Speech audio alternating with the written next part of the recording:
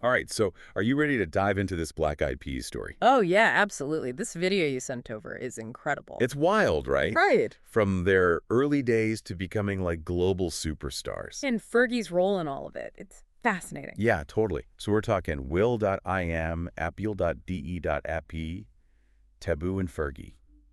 Coming from totally different backgrounds, too, which makes it even more interesting how they all ended up together. For real, it's like a musical puzzle. So let's rewind way back. Before there even was a Black Eyed Peas, Fergie was already out there performing. Oh, yeah, she was a total pro, even as a little kid, like starting with commercials at age 7. 7 years old. Crazy. And then she was Sally Brown. I mean, come on. Not to mention being on that show, Kids Incorporated. I loved that show. Me too. Total classic. And that's actually where she met Renee Sands. And they ended up forming Wild Orchid together after leaving the show with Stephanie Rydell. So Fergie's path was already pretty set on this whole performer thing. Meanwhile, you've got Will.i.am and Apple.d.app meeting in 8th grade. On the other side of the LA music scene. Exactly. And their backgrounds were like night and day, but music brought them together. Especially that love for hip-hop and breakdancing. Oh, yeah. They were serious about it. Formed their first group, Tribal Nation, and were all about those breakdancing battles. That's so cool. Imagine them just battling it out as teenagers. And then they evolved into Atbound Clan. Even got signed by Eazy-E's Ruthless Records at 16. 16? That's insane. Yeah. So you've got Fergie doing her thing with Wild Orchid. And Will.i.am and Apple.de.app making moves in the hip-hop world. It's crazy how these separate paths were about to collide and create the Black Eyed Peas. Like separate rivers all flowing to the same ocean. Perfect analogy. Yeah. So how did Atbound Clan actually become the Black Eyed Peas? Was it a smooth transition? Not really. There was a pretty major setback. They were actually about to drop their first album when Eazy-E passed away in 1995. Oh, wow. I didn't realize that happened right before their debut. Yeah, and because of the contract situation, Will.i.am was still a minor, so it was voided. That must have been devastating for them. Yeah. So close to their big break. Definitely. But they didn't let it stop them. They used it as a fresh start. Rebranded themselves as the Black Eyed Peas. That's resilience right there. Yeah. And the same year they meet Taboo. An indigenous rapper and dancer who brought something totally new to the mix. So they were already starting to blend different styles and influences even in those early days. It's key to understanding how they evolved. Always open to experimenting and trying new things. Yeah, they weren't afraid to push boundaries from the very beginning. And then Kim Hill joins the group. Bringing that incredible soulful voice. We've got their lineup, their sound. What happens next? Well, they were hustling hard. Performing at colleges all over Southern California. I can just imagine their energy on stage. Yeah. This unique blend of styles and personalities. And it created a buzz, sparked a bidding war among record labels. So they earned their success the hard way, built that fan base organically. Exactly. They proved themselves show after show. And finally, Jimmy Iovine at Interscope Records signed them. He saw their potential, even though those first two albums didn't exactly set the charts on fire.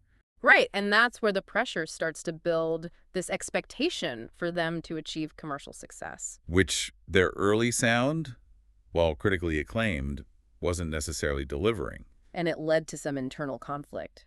Kim Hill wasn't comfortable with the label's push for a more pop sound and image. She's a soul singer at heart. Yeah. She wanted to stay true to her roots. Yeah, it's that classic struggle for artists, balancing creative vision with what the industry wants. And in Kim's case, it meant leaving the group. Which created a void that needed to be filled. And this is where Fergie enters the picture. Who was going through her own tough times. Oh, yeah. Wild Orchid had been dropped by their label, and she was battling some personal demons. It's almost like their paths were meant to cross. The Peas needed a new female vocalist, and Fergie needed a fresh start. Fate works in mysterious ways, right? But how did they actually connect? Well, Fergie was working on her solo album, and she reached out to Will.i.am for help. So it started as a purely professional thing. Yeah, she admired his production skills and saw him as a mentor. But then something magical happened. Their chemistry was undeniable. They started experimenting in the studio, blending Fergie's pop style with that hip-hop foundation of the Peas. And that's how Where Is the Love was born. Their first collaboration and a global smash hit. A song that captured the anxieties of a post-9/11 world. It was the turning point for them, both creatively and commercially. And it wasn't just catchy. It really spoke to people. I mean, after 9/11, everyone was looking for peace and unity. It was definitely more than just a hit song. It was a cultural moment. Yeah. And then Elephant comes along, the album that launched them to superstardom. But Fergie wasn't officially in the group yet, right? Not at that point. It was Jimmy Iovine's strategy. He wanted to see how the album performed before making any long-term decisions. He was hesitant about Fergie's pop sound fitting in. Exactly. He wasn't sure how it would mesh with their established hip-hop image. So Elefunk was a bit of a gamble. What did their original fans think? It was mixed. Some of the hardcore fans felt like they were selling out by going more pop. It's understandable. Change can be hard for fans, especially when you've been following a band for a while. But Elefunk was huge, top charts globally. It proved they could evolve and still keep their essence. They found a way to blend pop with their hip-hop roots Yeah. and brought in a whole new audience. And that's when Fergie officially joined the group. Jimmy Iovine saw the magic they created together. He knew Fergie was a key part of their future success, and they didn't slow down after that. Monkey Business was their next album and another massive hit. My Humps Don't Funk With My Heart. Those songs were everywhere. Total domination. But even with all that success, they were all exploring their individual paths, too. Especially Fergie. She was ready to launch her solo career. It shows their ambition and their desire to grow creatively beyond the group. Fergie was a powerhouse on her own. The Duchess. Her solo album was a smash. Fergalicious, Big Girls Don't Cry, Glamorous, so many hits. She proved she could shine both in the group and solo, and the Black Eyed Peas kept evolving too. The END, the beginning. They were leaning into electronic and dance pop sounds. Always experimenting, never afraid to try new things. They were staying relevant, adapting to the changing music scene. But it wasn't always easy, right? There were rumors of tension, especially with Fergie focusing more on her solo career. It's natural for group dynamics to shift, especially when members find solo success. It's a tough balance to maintain. And then in 2014, Taboo was diagnosed with cancer. A huge wake-up call for everyone. It definitely puts things in perspective. Taboo thankfully beat cancer, but it shifted their priorities. He wanted to keep making music, but Fergie was in a different place. She was working on her second solo album, Double Duchess, and she'd become a mother. Motherhood changes everything, and it ultimately led to her leaving the Black Eyed Peas to focus on her family and solo work. A completely understandable decision. It was the end of an era for the group as we knew it. But not the end of their individual journeys. The core trio, Will.i.am, Apple.de.ap, and Taboo, they decided to keep the Black Eyed Peas legacy going. And they went back to their roots. Their next album, Masters of the Sun Vol. 1, was a return to that hip-hop sound. Like coming full circle. But they didn't replace Fergie right away. No, they brought in guest vocalists, including J. Ray Soul, who APS.de.ape discovered on The Voice Philippines. I love that they used this as a chance to collaborate with new artists. Shows their dedication to musical exploration. And eventually, J. Ray Soul became a permanent member. They released Translation and Elevation, showcasing their evolved sound and global influences. It's incredible how they've stayed relevant for so long, adapting to the industry while staying true to themselves. They face so many challenges, Yeah. but they always come back stronger. Their creativity is undeniable. It's inspiring. Their resilience, their willingness to evolve their belief in their vision.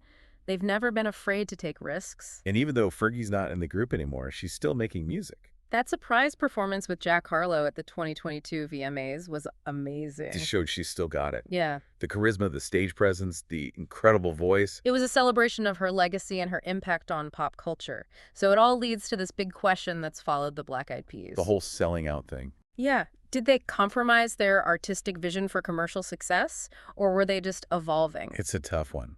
They got a lot of flack for that pop sound, especially on Elefunk. Some fans felt like they totally abandoned hip-hop. But you could say they were just exploring new territory, expanding their creativity. And that evolution is what made them global stars. They might not have reached that level otherwise. There's this idea that staying in one genre makes you more authentic, but what if an artist naturally changes and grows? What if their true self is always evolving?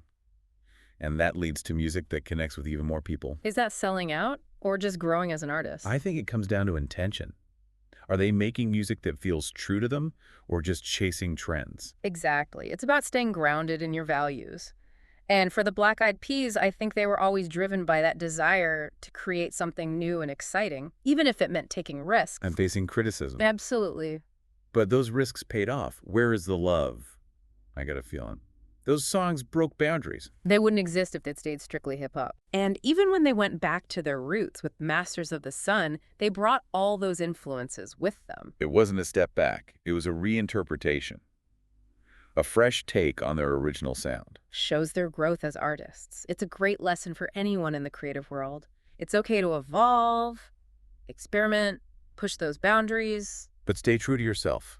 Make choices that feel authentic. because the best artists create from a place of passion and genuine creativity. And that's what the Black Eyed Peas have done. They've inspired so many with their music and their story. They've shown us you can reach huge success without losing yourself or your vision. So as we wrap up this deep dive, I want to leave you with this. Go back and listen to their music, both old and new. Pay attention to how their sound has changed over time. What does it tell you about their evolution and the choices they made? And maybe their story will inspire you to embrace your own creative journey wherever it takes you. Thanks for joining us. It's been awesome exploring the world of the Black Eyed Peas with you.